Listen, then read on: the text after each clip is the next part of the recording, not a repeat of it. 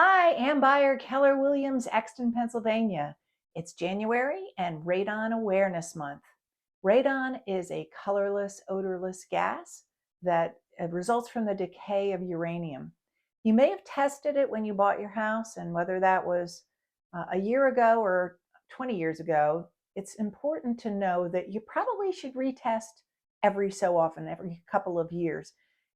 You don't have to use the real estate, fancy schmancy test. You can go to Home Depot or Lowe's, pick up a test kit, send it in. Instructions are very clear. If you were to do a test for a real estate transaction, the gizmo is put in the lowest level, typically the basement. It stays there for 48 hours.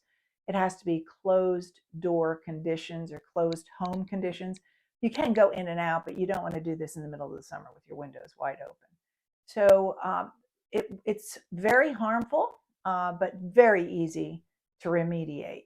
So please pick up a test kit and check your radon. And if you did, in fact, find radon above the 4.1 picocurie limit, let me know. I'm curious. Have a great January.